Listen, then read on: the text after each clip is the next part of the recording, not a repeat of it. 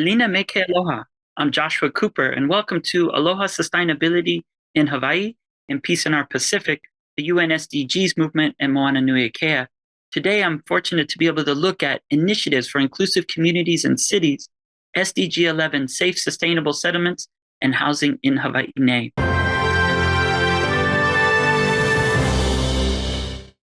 Aloha. It is so great to be joined by two amazing advocates focusing on Malama Honua, and I thank you both for making time. Kendra, can you share with us a bit of why sustainability is so imminent and important to you in your career as well as your personal life? Yeah, absolutely. So my name is Kendra Obermaier, and I'm with the County of Hawaii's R&D.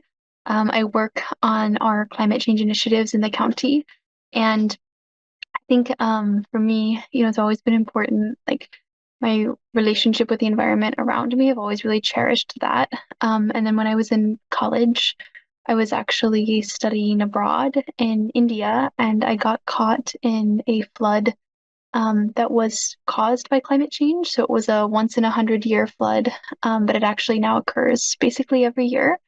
And ended up being stuck and eventually helicoptered out. And so I think that really changed my perspective on the urgency of climate change. And I feel really fortunate that I was safe during that, and that that I got to learn that kind of younger. But I think that it really showed me like this wouldn't have happened, and the effects probably wouldn't have been as disastrous, wouldn't have taken as many lives if we had taken better care of our land and our environment. And so that's when I started focusing more on climate change. And for me, it's all about ensuring that future generations don't have that happen to them, and that my experiences, stop with me, and not they don't continue on. So I think that's what got me into climate change.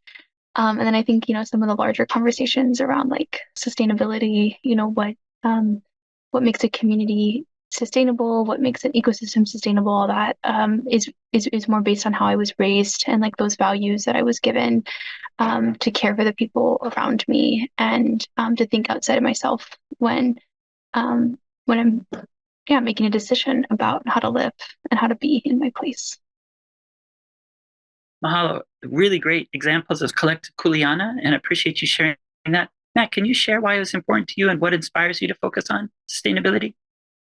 Yeah, I just want to say thanks for Kendra for kicking us off there and sharing what it means to us individually, because I think that matters a lot, right? We fight for the things that we love, and we hope to support places and people in those places so that they can continue to nourish and love us back. And that really is part and parcel of the climate change work, recognizing the trajectories and how do we both mitigate and prepare for some of those changes. So aloha, Josh. My name's Matt Gonser. I serve as the executive director for the city's Office of Climate Change, Sustainability, and Resiliency. But I'm actually from a pretty different island, an island called Long Island, New York, my hometown of Amityville, New York, on the south shore of Long Island. And as an island community, like we also saw a lot of the immediate connections between how we developed, how we occupied space, and the consequences of that. So as a young child,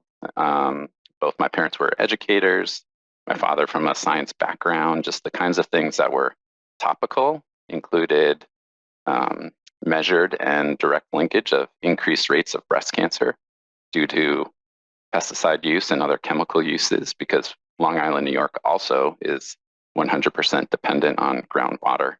So the immediacy of what's seeping into the ground and then us pulling it back up and putting it into our systems was very clear and present.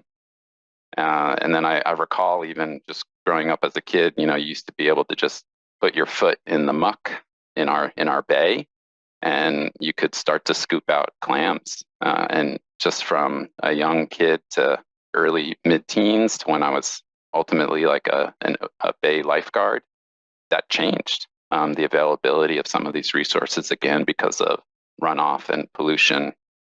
And I have this distinct memory too of one day being a lifeguard at work during the summer, and these sort of scientific medical looking people coming and taking little vials of water right in front of my lifeguard chair. I'm like, oh, this is very interesting. And then 2 days later, we're told that the beach is closed. And it's like, what is this? What is going on? Because these were not inherently the things that we were learning about in school. So all of that led to sort of a traditional natural resources, environmental science endeavor, but really at the tail end of college, this recognition that managing resources was so much about managing the people that manage resources and our effect on those resources as to how we developed communities over time. And there's so much legacy of quote unquote past conventional wisdom of how communities were developed post-war through the 50s, transportation infrastructure, et cetera. And we lost a lot of that traditional neighborhood design and the things that allowed us to stay connected as community. And now we're also seeing some of the environmental consequences of those changes and things like ground transportation greatly affecting changes in climate. So this whole package really afforded me an opportunity to find opportunities to learn about the science, learn about the people, but also connect with people. I used to work in an extension service through the University of Hawaii, because if we're not connecting with people, helping things feel relevant and resonant to people today, it's going to be hard to engage on the decisions and the changes for some later date, some tomorrow. These things are clear and present to Kendra's points earlier, and we hope to continue that community engagement through our office and through the ongoing work on Oahu, but then also statewide with our county sustainability network. Mahalo. I echo both of your emotions. I remember growing up in Waianae, more in your district there, Matt, and being able to spend all day on the Aina, in the Vai, swimming, enjoying everything, and then being able to have that readily abundant and to have that really shape my world and my perspective. And then talking about your aspect on international, I remember going to Tuvalu for the first time, and then it's beyond theoretical. When you see the salt water seeping up through the ground, when you see them not able to grow kalo, you're like, this must be ended. We cannot allow an entire indigenous civilization to disappear. And so that really inspired me as well. And then that guides us in the work that we do. And if we look at SDG 11, it's society striving for inclusive, safe, resilient, and sustainable human settlements, and leaving no one behind and furthest behind first guides government to accommodate everyone on island Earth. And if we look at sustainable Hawaii, of course, that's where we're all at. And I know our counties and our cities are striving to prosper through new intelligent urban planning that creates safe, affordable, and resilient cities with green and culturally inspiring living conditions, but also remembering and understanding the ancestral wisdom that has existed here in Hawaii. Kendra, can you share a bit about what you're doing today and current priorities for Hawaii, and maybe some of the small impacts and ripples that you see in the community from your amazing work? Yeah, absolutely. And thank you for that that framework, Josh. And so I think what I do is mostly again focused on climate change. And I think the scope of my work is a little smaller than some of the scopes in the other offices. So I've been very focused on the county's integrated climate action plan, which actually just got released for draft for public comment. So if anybody would like to go, it's available at coh.conveio,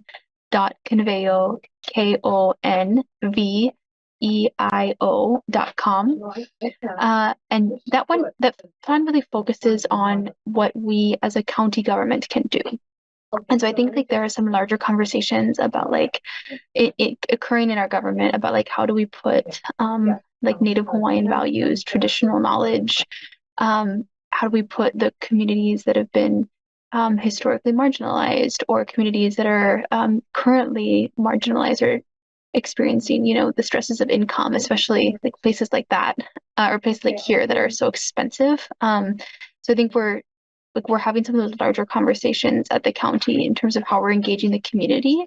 But when we started thinking about climate change and the community, I think what we realized a couple years ago when I came on is that we aren't even doing things in our own home, like to make sure that we're mitigating greenhouse gas emissions, that we're prepared as a county for some of the effects of climate change. So the Integrated Climate Action Plan is our kind of like first step for getting our own house in order. And we're hoping to use some of the state funds with the latest like EPA climate pollution reduction grant to expand those efforts outward and to think more about the, how we can support the community in their own greenhouse gas reduction efforts, as well as climate, adaptation with all the different things that we experience on the island. But I think in terms of small wins, to me, it's just been really exciting to get all the different departments together and actually be thinking proactively about this issue. Because I think a lot of departments have been thinking about it, individually in snippets and not kind of collectively as a whole strategically. What can we be doing to make sure that we are prepared and leading, by example, as opposed to like catching up. And I think that that's been really powerful. It's also highlighted some other like systems like our CIP process or things like that are not working super well anyways, and sort of highlighted how our efforts can support those processes getting better too. And so I think it's been powerful to me to just, start with what you have and, what your kuleana is, your place, and then see what you can do, pilot out some things and go from there. Hope it's adopted more widely.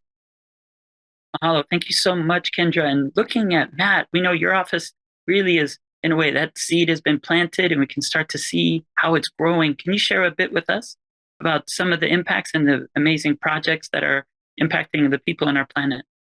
Really appreciate Kendra's comment there about the interdepartmental efforts. So much of it is trying to bring together those works in a rational way, because there is a lot of effort going on, but we actually have an additional responsibility to be more strategic, prioritize, and focus, but also to share that story out. Really, one of the things that we need to continue to foster is trust and confidence in government to deliver. Not that government is responsible for everything, but to maintain a lot that we love today will require change. Climate change is happening. Change is coming to our shore. Same won't allow us to thrive into the future because of these truths and realities. So that can be heavy, and that heaviness really obligates direct community discussion.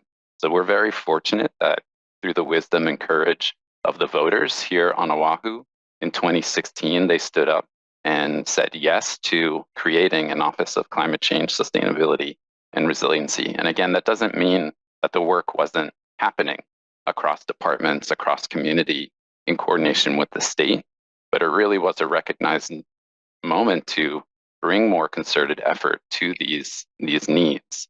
And what we embarked upon as a brand new office, new kids on the block here, right, is one, we had to reintroduce ourselves to community, say like, we are more government, but we also need your input and your insights into what isn't working for you today across a variety of resilience topics. The SDGs cover a lot.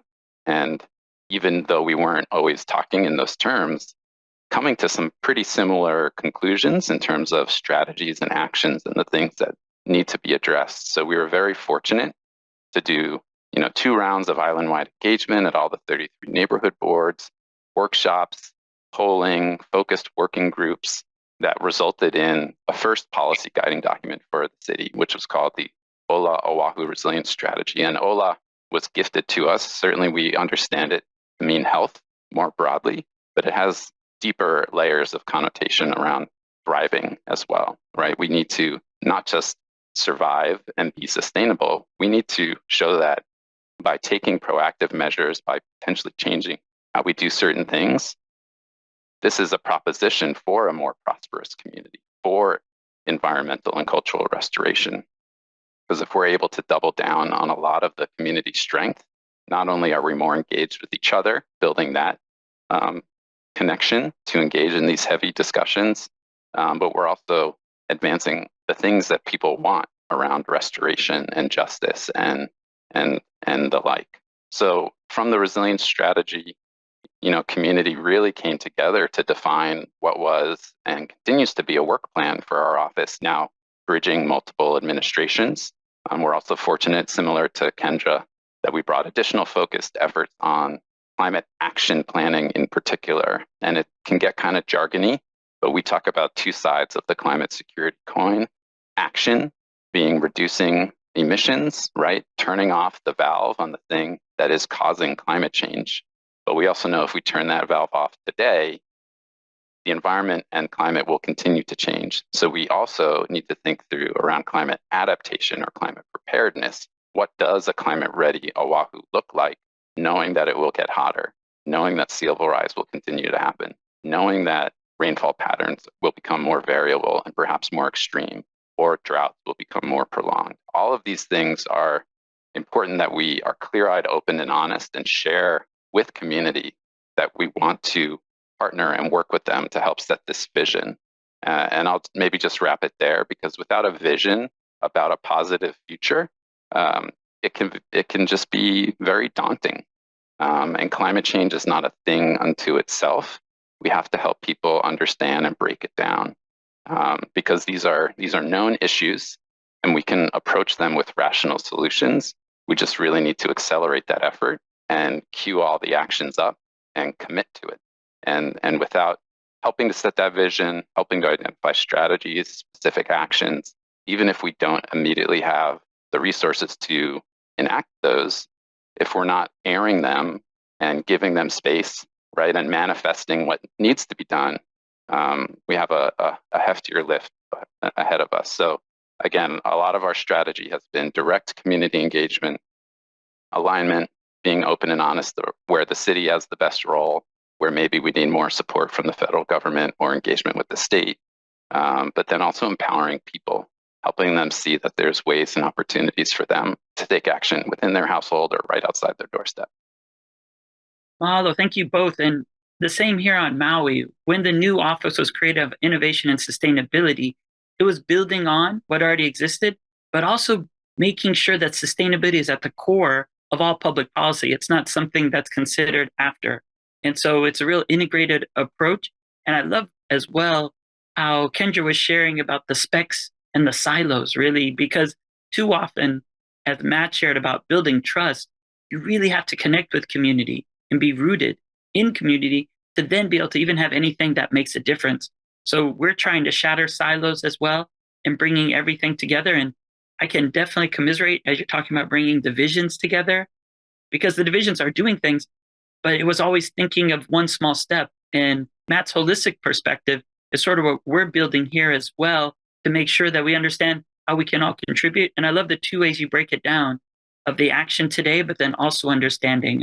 One of the things I'm looking at is putting a climate clock in the council building and also in the chambers when they meet all the time, as well as a Mauna Loa beautiful reading, as you were talking about, of 350 and where we're at with those parts per million, not only to survive, as you both said, but really to thrive and make sure that the future of Hawaii is as beautiful and abundant as possible.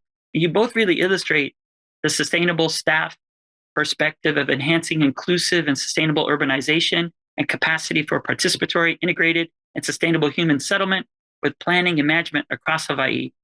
Hawaii is aiming to provide universal access to safe, inclusive, and accessible green and public spaces, in particular for women and children, older persons, and persons with disabilities.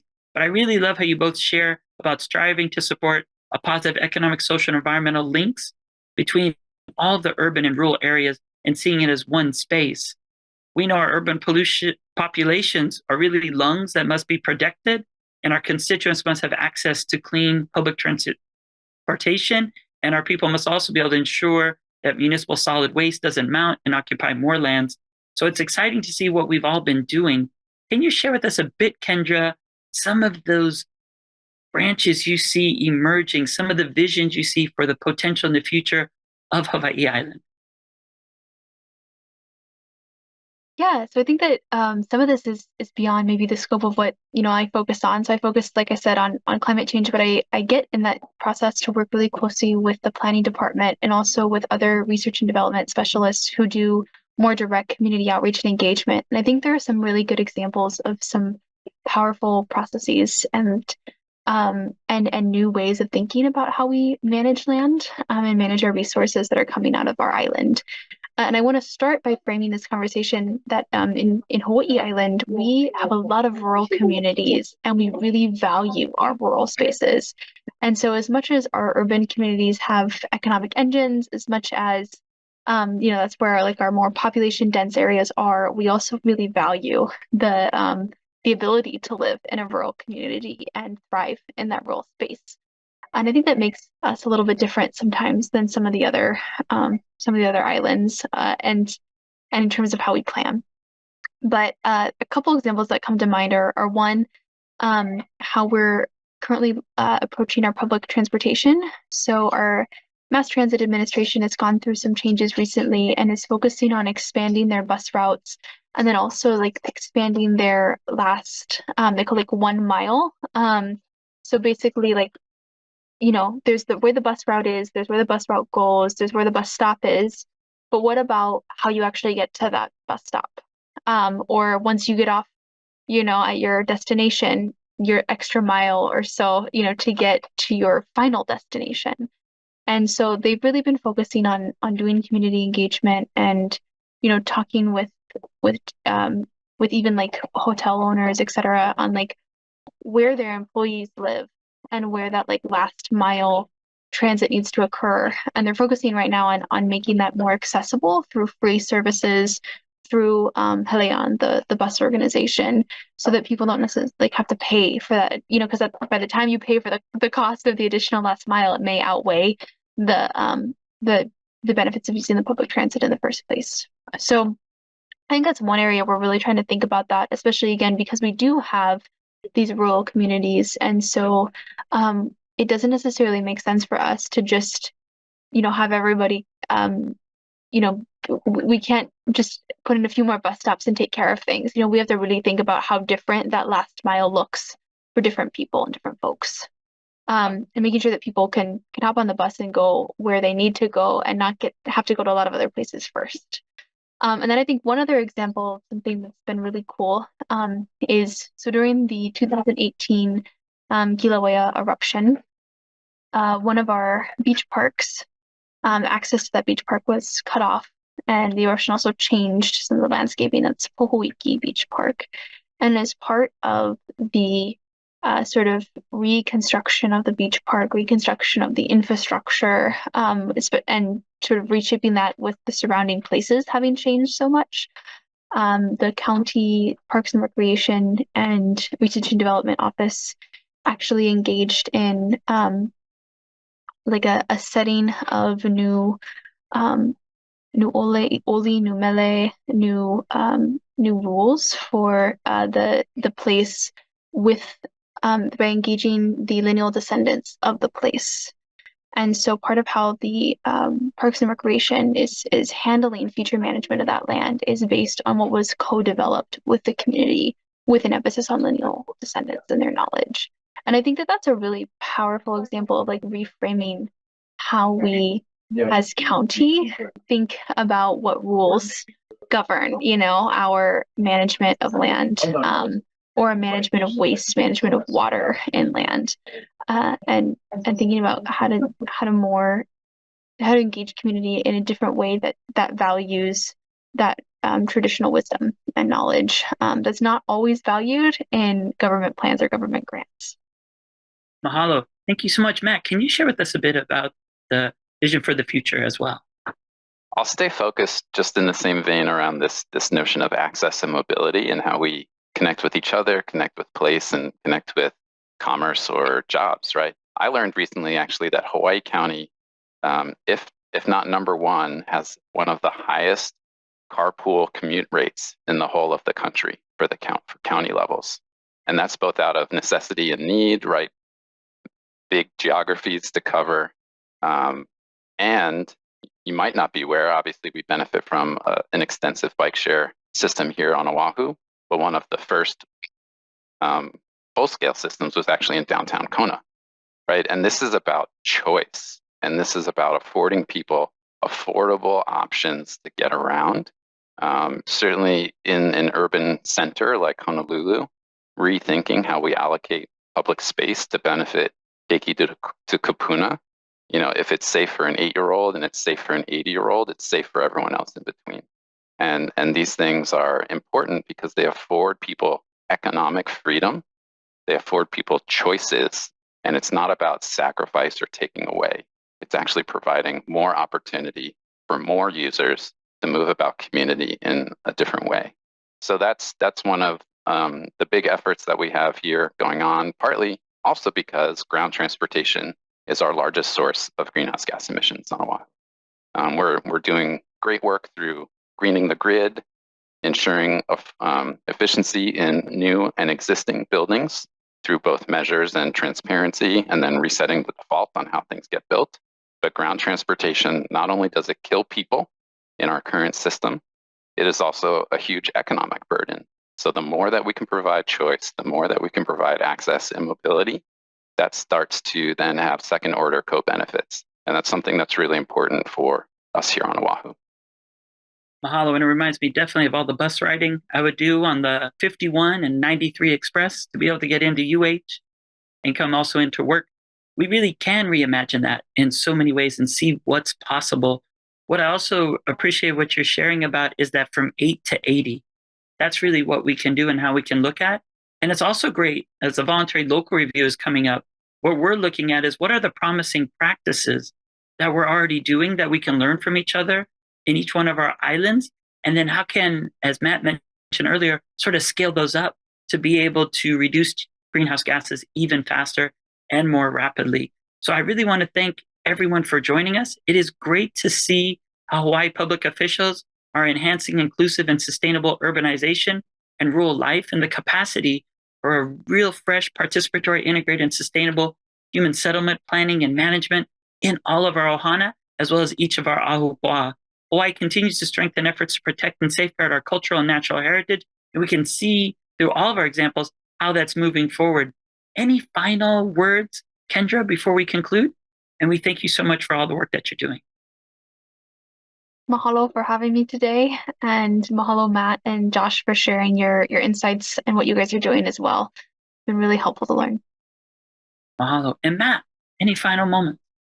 Yeah, follow us at Resilient Oahu and go to resilientoahu.org to see the annual sustainability report that was just released last month, as well as the city's climate action plan and our forthcoming Climate Ready Oahu. Really, those programs are really important. And I want to reiterate also what Matt shared about building trust. The only way we'll have transformational change is when we build that trust. And I think both of your models and programs are examples that really show how energy, how ecology is at the center of what matters most to people and is able to definitely malama honua to take care of one another and our island Earth. Mahalo.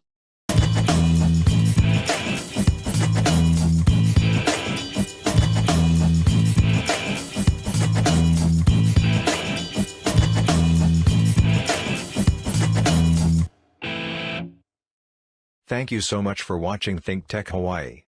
If you like what we do, please like us and click the subscribe button on YouTube and the follow button on Vimeo. You can also follow us on Facebook, Instagram, and LinkedIn, and donate to us at thinktechhawaii.com. Mahalo.